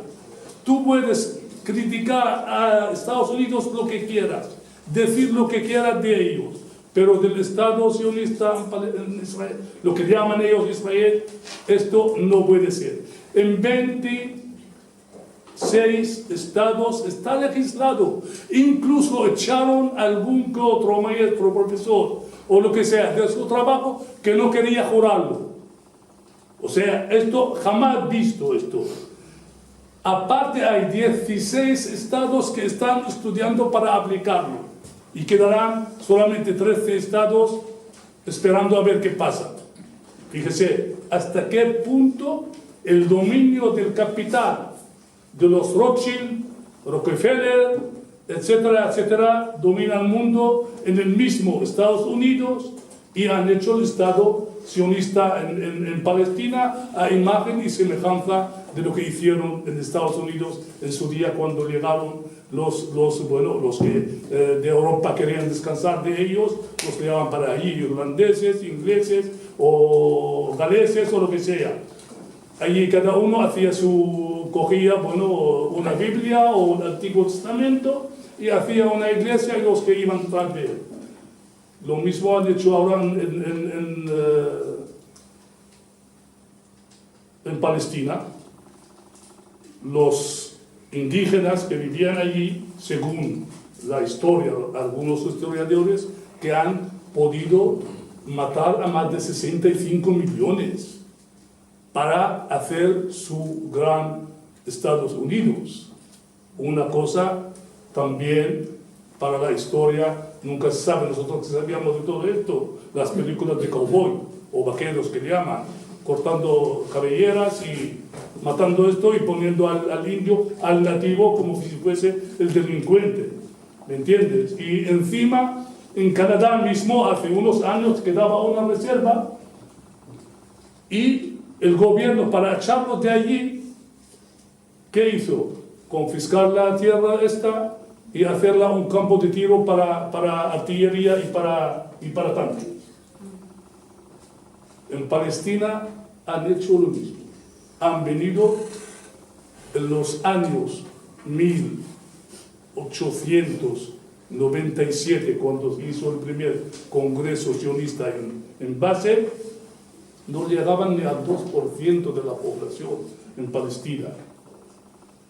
De allí, con los años y con la ayuda fundamental de los ingleses entonces, cuando ya la Primera Guerra Mundial y esto, bueno, ya había unos planes ya bien trazados, echaron los otomanos, vinieron ellos y ya facilitaron la entrada de la inmigración, etcétera, etcétera, que llegamos hoy día a que se declare un Estado judío, solamente Estado judío, con lo cual ningún cristiano, ni musulmán, ni hindú, de ninguna clase puede vivir allí.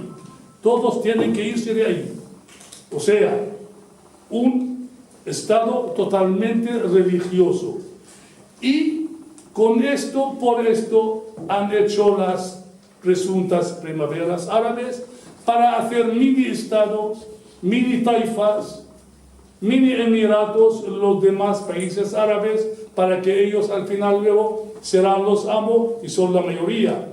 Los otros ya se habrán dividido 100.000 pedazos entre ellos, nunca mejor dicho, aplicando la teoría de que divide y vencerás, y así de esta manera pues hemos llegado hasta que vino el último presidente, el Trump.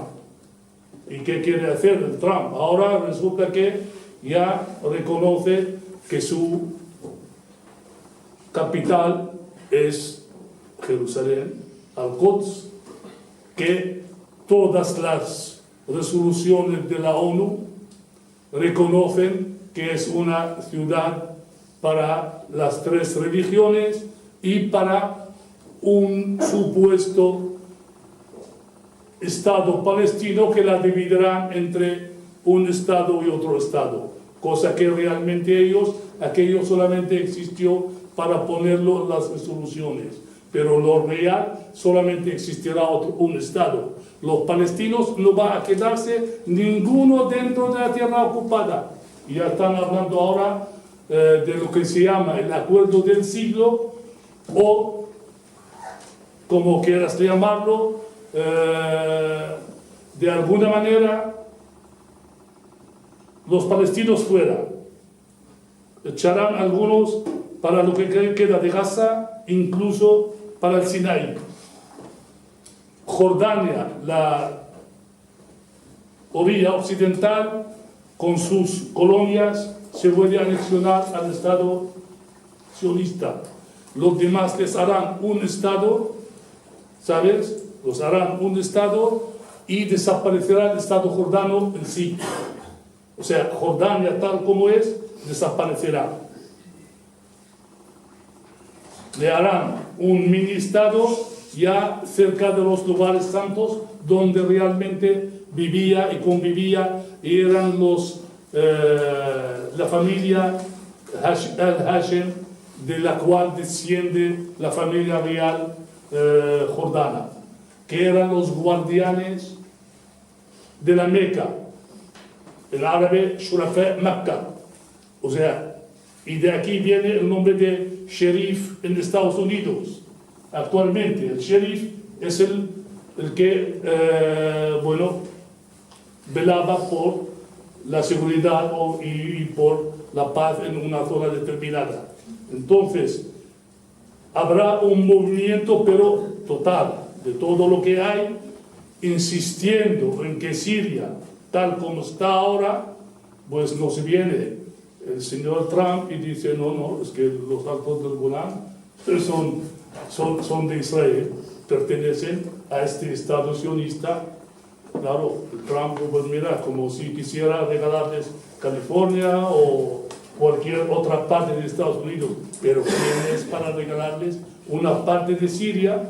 Precisamente los altos del Golán. Como ustedes saben, ellos los ocuparon en el 67 y en el 81 hicieron una ley de anexión total al Estado sionista, cosa que no reconoce ni Naciones Unidas, ni la Unión Europea, ni ningún organismo internacional.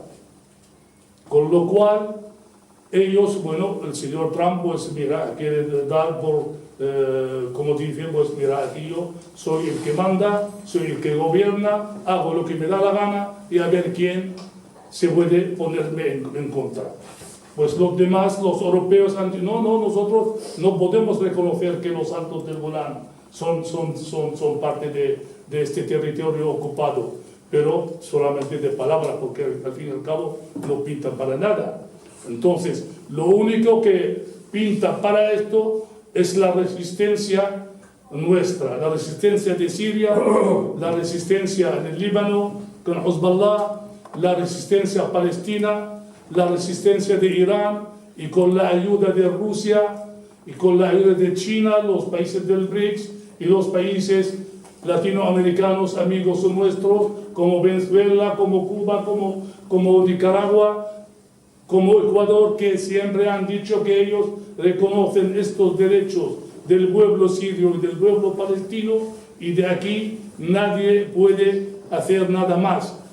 Si nosotros seguimos resistiendo por esto, el pueblo sirio, el ejército sirio, el presidente sirio lleva resistiendo 8 años de una guerra mundial. Ustedes saben hasta que llegaron hasta 165 países que se denominaban amigos de Siria, pero eran amigos de los terroristas, no amigos del pueblo sirio ni de su lucha contra este imperial sionismo que realmente nos quiere arrebatar todo. Lo que pasa, claro, aquí tiene que ser a fin de al cabo con el permiso nuestro. Si nosotros seguimos resistiendo, si en Palestina sigue la resistencia, si en el Líbano sigue igual en Irán y con la ayuda de nuestros amigos, seguramente no podrán hacer su sueño del gran Israel, del Éufrates al Nilo, ni pueden ahora mismo hacer otro Estado sionista en el nordeste de Siria, donde está la riqueza de Siria en petróleo, en gas, en agricultura, en ganadería, en aguas, en todo, que quieren hacer allí un Estado kurdo para los kurdos, que realmente no son de allí los kurdos. Los kurdos que están allí han llegado a aquellas zonas a partir de los años 1886 hasta 1900 1923 y sobre todo en 1923 porque se levantaron contra Kemal Atatürk y entonces los masacró Kemal Atatürk, que ya iba a fundar la nueva Turquía, y huyeron del orden de 300.000 kurdos a la zona siria donde están actualmente. Luego vinieron los franceses y los franceses, para ayudar más, ya lo dije aquí alguna vez, que dividieron Siria en 5 estados. Ya saben, crearon el Gran Monte del Líbano, que sigue siendo el Líbano actual, crearon un estado para los drusos en el sur de Siria, un estado en Damasco para los sunitas, un estado para los alawitas en la costa siria, los montes de los alawitas que llaman, crearon otro estado sunita en Alepo, y luego en Escandarona crearon como un simulacro de autonomía. Allí los turcos entonces empezaron a hacer unos cambios demográficos. Trajeron muchos turcos a aquella zona, y cuando hubo la revolución siria contra el colonialismo francés y esto, hicieron como un plebiscito, porque ustedes saben que la Segunda Guerra Mundial empezó en el 1939. Entonces, para tener Turquía a favor de Francia, Inglaterra, etcétera, en la Segunda Guerra Mundial, que ya iba a empezar, ya la tenían preparada, hicieron un simulacro de plebiscito y regalaron esta zona a Turquía. Y todavía la tienen ocupada, esta es la zona de Escandarona, Antioquia o Antakya, que actualmente la llaman ellos Hatay. Y la mayor parte de los sirios que vivían allí tuvieron que desplazarse para otras partes de Siria. Esto, claro, nos hace entender mucho por qué se levantaron allí contra el gobierno sirio legítimo y había tanta gente, de decenas y cientos de miles ya preparados, porque realmente estos son de los que en su día entraron a todas aquellas zonas. Y con los años los turcos no han perdonado a Siria levantarse contra el imperio turco, contra el imperio otomano, porque nosotros somos el único país en el mundo árabe que se estudiaba en la historia que los turcos y los otomanos son unos ocupantes y unos, ¿sabes?, que no son, por ser musulmanes, ya tenemos que ceñirnos al califato otomano. Son unos colonialistas que estuvieron casi 500 años en Siria. Entró Salim I en 1516 en la batalla de Dabe y fueron expulsados ya a finales de 1918. Casi 500 años. En Siria no hicieron ni una carretera, a pesar de que a mí me contaba mi abuela y mi tía abuela esto de lo que hacían los turcos otomanos cuando venían a los pueblos a quemarlos y a saquearlos, igual que vemos en las películas de los americanos, con los indios. Y venían de noche, cuando ya no llevaban o sospechaban que quedaba algo para comer en las casas de trigo, de centeno o de lo que sea, pues venían por la noche, quemaban casas y lo llevaban. Y en el preludio, bueno, casi antes de 1914, antes de la Primera Guerra Mundial, llevaron familias enteras como si fuesen burros, cargados con cosas. Desde allí nosotros somos de Tartus, de la costa, unos 400 kilómetros andando y cargados, que hasta que no terminó la Primera Guerra Mundial los devolvieron los los ingleses vía marítima por Malta. Lo que quiere decir que la historia está, si no la comprende uno, por esto a veces no entiendes qué es lo que está pasando. ¿Por qué tanto odio y esto? Es que los de Daesh actual, hicieron lo que hicieron los otomanos en su día. En Siria hay 800 ciudades y pueblos que llaman los pueblos desaparecidos o durmientes. Estas 800 ciudades y pueblos son del nordeste de Siria, que había allí en aquellos tiempos, los primeros años, más de 2000 iglesias. Los quemaron y los destruyeron todos, incluida la de San Simeón, el columnista. Me parece que en su historia alguien sabe algo de esto. Pero lo que hacían de matanzas, según lo que tenemos ya contados y documentados, 6 millones de personas han masacrado los otomanos en aquellas zonas. Y ciudades muertas o desaparecidas hay también en Armenia, hay en Grecia, ¿sabes? Toda la zona esta que gobernaron ellos. Entonces, ¿qué pasa? Pues ellos ya, los turcos actuales, formando parte de la hermandad musulmana a nivel mundial, que es amiga íntima, es la otra cara del sionismo, que fue fundada en su día por Muhammad bin Abdul Wahab en el 1774 por los ingleses, y luego en Egipto formaron la hermandad musulmana, y las primaveras árabes, si ustedes saben que prácticamente era para entregar todo, Egipto, Túnez, Libia, Siria, Irak, a la hermandad musulmana, porque son aliados máximos, que antes, incluso cuando hablamos esto, nadie se lo creía, pero ahora mismo ya está todo claro.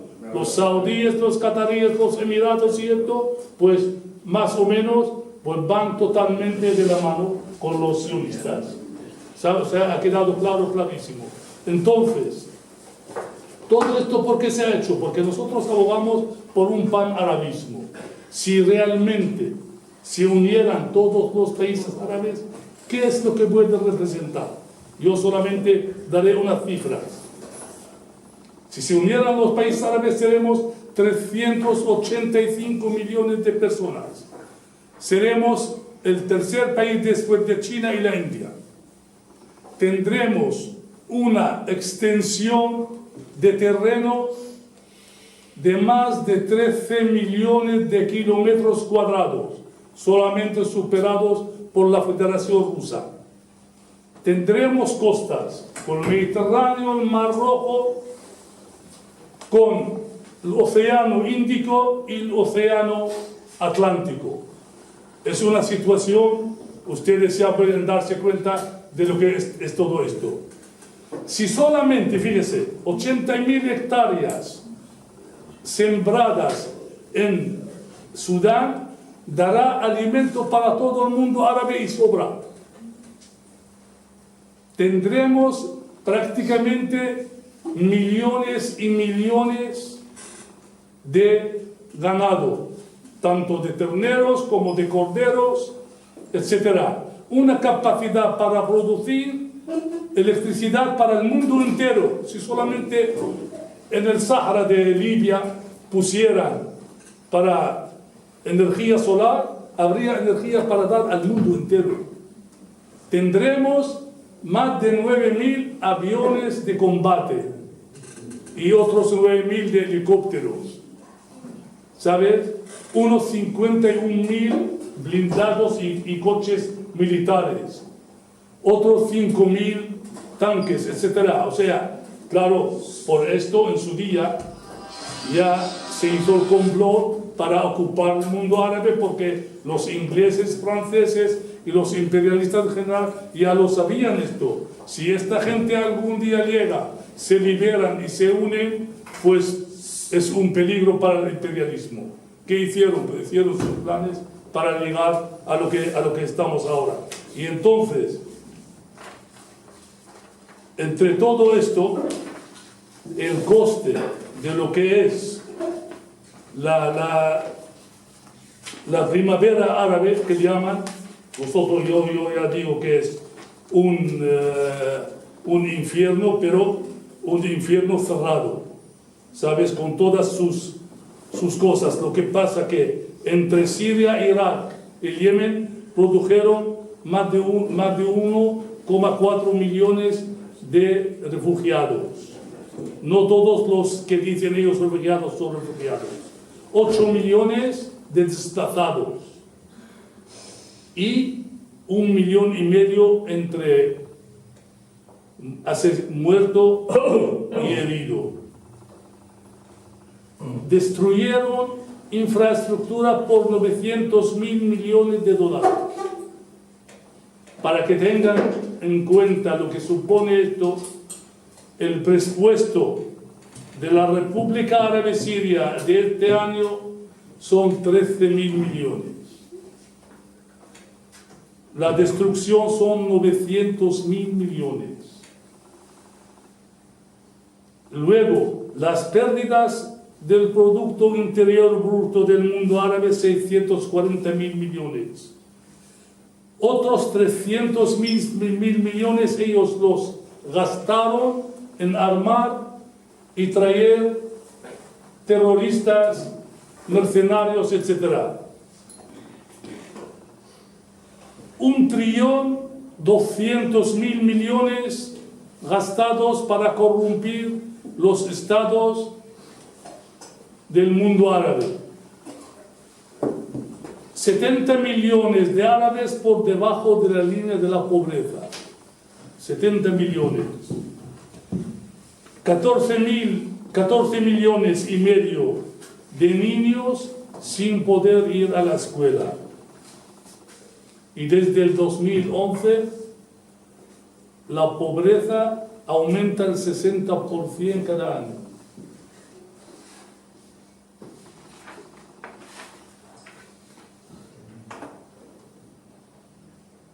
Más o menos esto para que tengan una idea de la gran destrucción y de lo que se habrá gastado. En su día, el ministro de Exteriores qatarí, Hamad bin Jasser, reconoció 137.000 millones que gastaron para financiar a los terroristas. Documentado. Esto no es ninguna, o sea, que dije fulanito o lo otro. Era uno que dijo que al principio Estados Unidos, Inglaterra, Arabia Saudita dieron el mando a los cataríes para que gestionaran las revoluciones, ellos que llamaron, del mundo árabe. Entiende que él fue uno de los fundamentales. Y ahora, cuando ya hubo los problemas con Arabia Saudita, los países, los Emiratos Árabes Unidos, entonces ya salió a decir las verdades que tenía escondidas allí.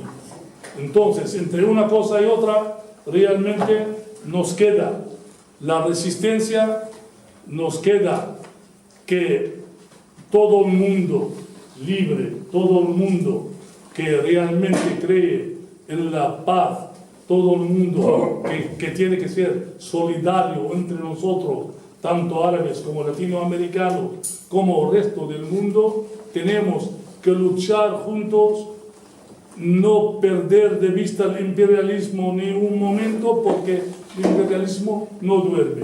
Siempre están maquinando cosa tras otra. No quiero extender más ya respecto a Siria. Ya saben las últimas noticias. Anoche mismo hubo lanzamiento de misiles alrededor de Damasco por los sionistas. Y los combates para liberar Idlib y lo que queda de territorio sirio siguen haciéndose, siguen en curso, y nosotros, tal como lo conocemos y dijo el presidente Bashar al-Assad, que nosotros no vamos a dejar ni un palmo de terreno ni de tierra siria sin liberar. Del terrorismo y del imperialismo, porque el imperialismo y el terrorismo van unidos. Y entre este terrorismo está el terrorismo económico, lo que aplican contra Nicaragua, contra Cuba, contra Venezuela y aplican contra Siria, ya les digo, desde hace por lo menos 70 años o más. Entonces yo agradezco mucho a ustedes haberme dado la oportunidad de hablar. Si queda me parece que quedan muchas lagunas que hay que decirlas. Si alguien tiene alguna pregunta, yo estoy...